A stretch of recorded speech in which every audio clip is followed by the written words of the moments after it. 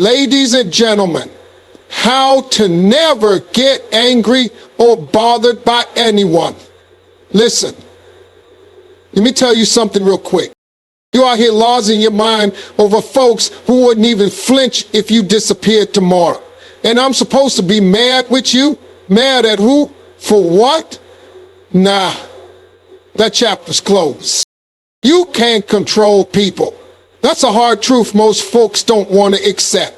We live in a world where everyone is trying to manage what others say, how they think, what they do, and how they treat us. But you'll drive yourself crazy trying to change someone who ain't ready to change. People will lie. People will disappoint you. They'll say one thing and do another. And if you're waiting for them to get it right so you can feel peace, you're going to be waiting a long time. But here's a game changer. You can control access.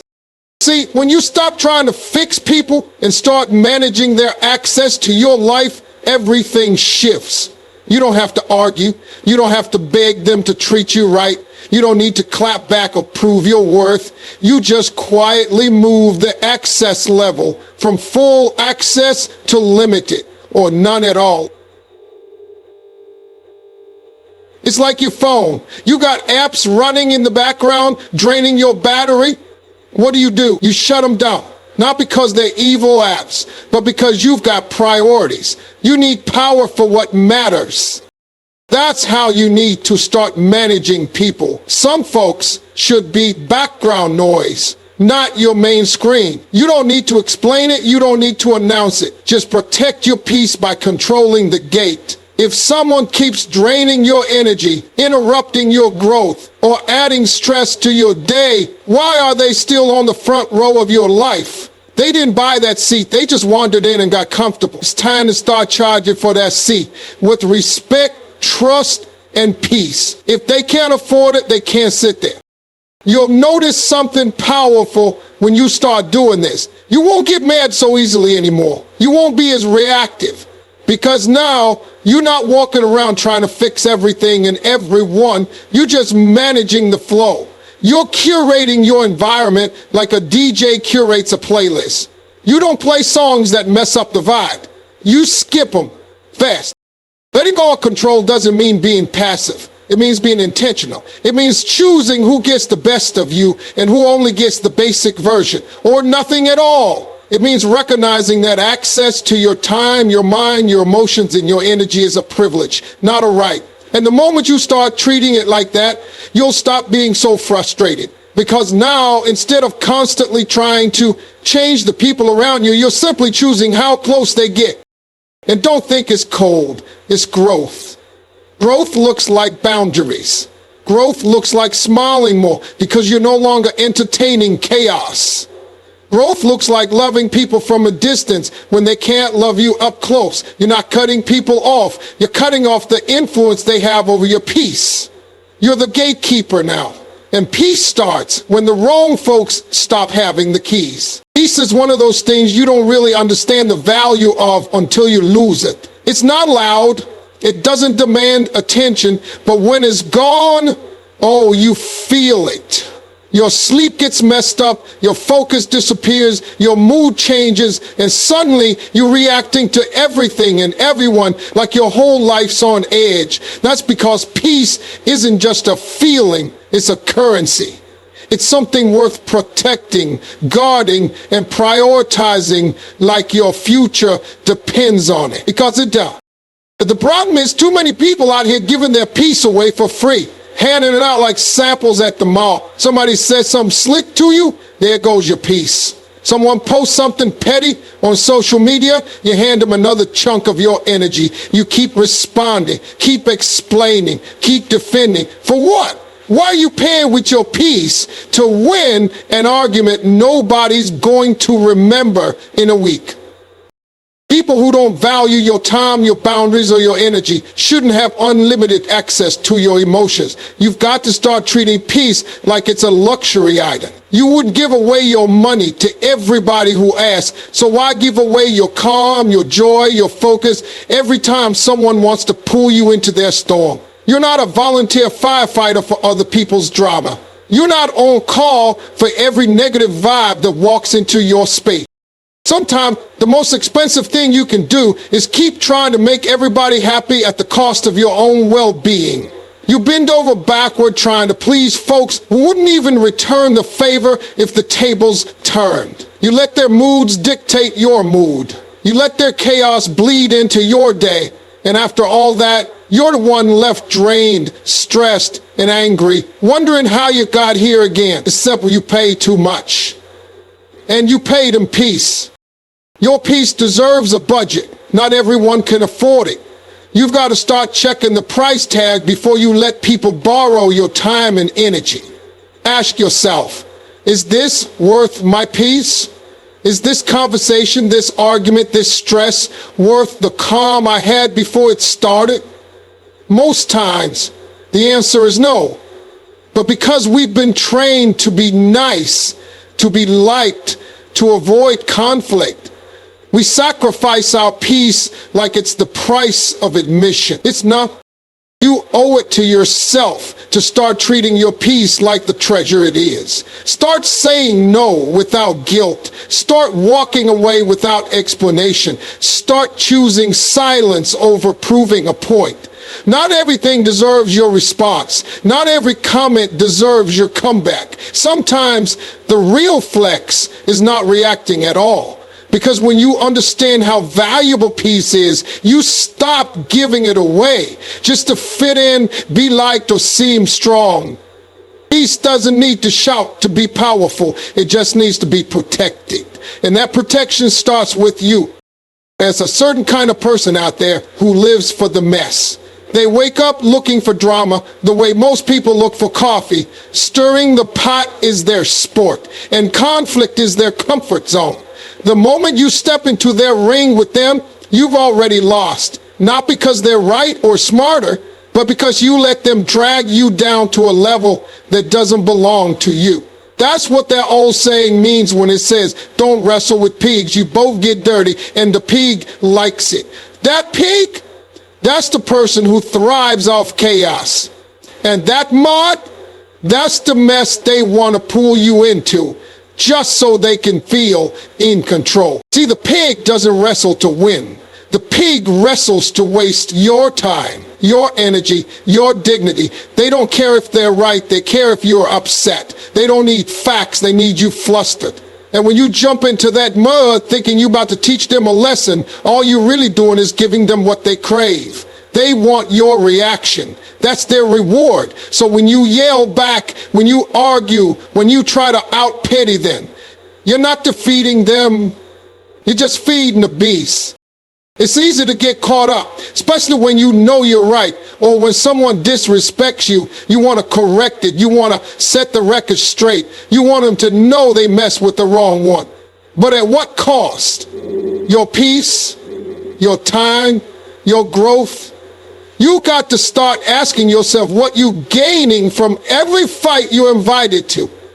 Because some of those fights are traps, not tests. And the moment you take the bait, you dance into someone else's tomb. That's the real gag. Learning how to preserve your energy by not attending every battle you're called to. Walking away doesn't mean you're weak. It means you're wise. It means you see the setup before it unfolds. It means you've graduated from street fights to boardroom moves. Mature people don't wrestle with pigs. They protect their clothes, keep their shoes clean, and keep walking towards something bigger. Some people want a response from you just to know they still have access to you. When you don't give them that, they lose their power. That silence, that's your strength. That exit, that's your upgrade. Every time you resist the urge to clap back, to stoop down, to sling mud, you grow. And every time you engage in senseless arguments, you delay your own progress. So keep your head high and your spirit clean. People will try you. They'll misunderstand you, lie on you, even provoke you, but you're not obligated to respond to every shot fired. Let them roll around in the mud if they want. You've got better things to do than get dirty proving points to someone who enjoys the mess. Energy is currency, just like money. Once it's spent, it's gone. You don't get it back the same way. And yet people are out here blowing energy like it grows on trees, wasting it on dead-end conversations, pointless arguments, and relationships that expired a long time ago. The same way you check your bank account before making a big purchase, you need to check your energy levels before giving someone your time, your attention, or your emotional investment. You only get so much energy in a day. It's not unlimited. That energy is meant to fuel your goals, your passions, your healing, your growth, your peace. But if you wake up and spend half of it being angry over something that happened yesterday, then use the other half stressing about people who don't care about you, what's left for your dreams? What's left for the people who do matter? What's left for you? People will drain you if you let them, not because they're evil, but because they've got empty tanks and you've got a full one. Some people don't want to build themselves up. They just want to plug into you like you're charging. You ever walk away from a conversation and feel lighter? That's an energy deposit. But when you walk away feeling irritated, frustrated, or tired, that's a withdrawal. Too many of those and you'll be emotionally bankrupt. You've got to start making smarter energy investments. Ask yourself, is this situation going to bring me peace or problems? Is this person helping me grow or holding me back? Is this task fueling my future or just keeping me busy? If the answer keeps pointing towards stress, chaos, or distraction, it's time to cut it off. You don't need to feel guilty about that. You're not being mean, you're being wise. You don't keep throwing money at things that don't bring returns, so why keep throwing energy at things that drain you? There's power in being selective. When you learn how to say no, how to walk away, how to conserve your energy for what truly matters, you start to notice your life shifting. You become calmer. You start sleeping better. You start thinking clearer. Because now, instead of being pulled in 1,000 directions by other people's expectations, you're moving with intention. You're choosing your battles. You're choosing your focus. You're choosing your peace. And don't let people make you feel bad for protecting your energy. They'll call it selfish, distant, or cold. But those are just words used by people who benefited from your exhaustion. You've been everything to everybody, and now it's time to be everything to yourself. You don't owe access to people who don't respect your boundaries. You don't owe explanation for why you're not showing up for foolishness. You owe yourself the kind of life that comes from being wise with your energy. Everybody's got buttons, emotional triggers, words, actions, tones, or looks that can flip your mood like a light switch. And some people know exactly how to push them. They know what gets under your skin. They know what makes you react. And the truth is, the problem isn't just them. It's that you haven't figured out how to disarm the control panel. Because once you learn where your buttons are, once you understand why they exist and how they work, nobody can use them against you. See, most of the time, people don't even need to be smart or right to get a reaction out of you. They just need to touch the wound you haven't healed yet. That's the thing about triggers. They're connected to something deeper. Maybe it's insecurity. Maybe it's old pain. Maybe it's a fear you've been carrying around since childhood.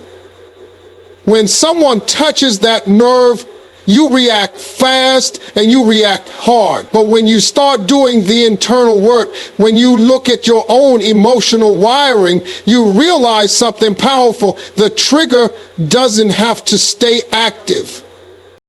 Learning where your buttons are means getting real with yourself. What makes you feel disrespected? What makes you feel unseen, unheard, or unloved? What kind of comments or situations set you off and leave you spiraling? That awareness is the beginning of your power, because now instead of exploding every time someone pokes at your pride or plays with your patience, you're able to step back and say, oh, that's the old me they're trying to summon. Not today. There's a difference between reacting and responding. Reacting is instant, emotional, often messy. Responding takes awareness, it takes pause, it takes control. And the only way to develop that control is by knowing yourself better than anyone else does. If you don't know your weaknesses, somebody else will find them and use them. But if you do know them and you've worked on them, no one can weaponize that. It's like building armor. You're not harder, you're just wiser. You've patched the holes. People will try to provoke you. Some do it out of jealousy, some do it out of habit, some do it just to see if they still can. But when you don't give them the reaction they're expecting, you take away their power. That silence, that self-control, that smile when you could have snapped, that's victory. That's growth. That's emotional intelligence. And it doesn't mean you don't feel. It doesn't mean you let things slide that shouldn't be addressed. It means you choose when and how to handle things. You move with intention, not impulse. You stop letting every critic, every troll, every toxic person drag you out of character, because now you know where your buttons are. And instead of leaving them exposed, you've learned how to guard them. Not with anger, not with walls, but with understanding. You've upgraded from reactive to reflective. And that upgrade changes everything. When your vision is small, every little thing feels big. A sideways comment, a petty argument, a missed call. Suddenly it's a full-blown crisis. You're caught up in the noise because the volume on your purpose is turned way down. But the moment you lock into something bigger, the moment you start chasing a vision that actually matters, all that noise starts to fade. The drama shrinks, not because it disappears, but because it just doesn't measure up to what you're focused on anymore. People who are truly building something don't have time to entertain nonsense. They're not sitting around replaying who said what, who liked what post, who didn't invite them to the party. They're too busy, too driven, too focused on their next move. Vision gives you tunnel vision in the best way. It helps you ignore distractions because you finally realize they don't take you where you're going.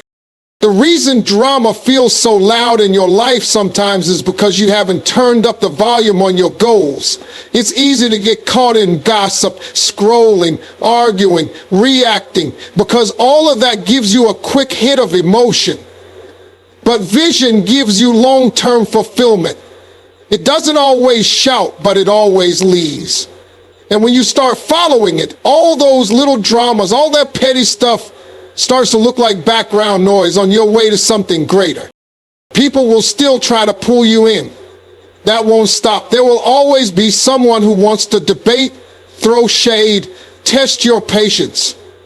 But when your vision is big enough, you see those people for what they are. Speed bumps, not stop signs. You don't slam on the brakes for every bump in the road. You just adjust and keep driving. Because where you're headed is too important to pull over for nonsense. Bigger vision doesn't just help you avoid drama, it helps you grow past it. You start to realize you don't need to be right all the time. You don't need to clap back. You don't need to prove yourself to people who aren't even walking in your shoes. You're not here to win every argument. You're here to win your future. And every minute spent in drama is a minute stolen from that future. If you ever feel like your life is filled with mess, chaos, constant tension, check your focus, check your priorities. Because the moment you aim higher, the distractions start falling away. You stop sweating the small stuff because your mind is occupied by something greater. You start choosing peace, not because you're soft, but because your vision is strong. You start valuing your time like a builder, not a bystander. And you start letting people who aren't part of your blueprint shape your mindset. The drama doesn't disappear, it just gets outshined by something that finally matters more. Your vision becomes the filter. And once you see through it, you never look back.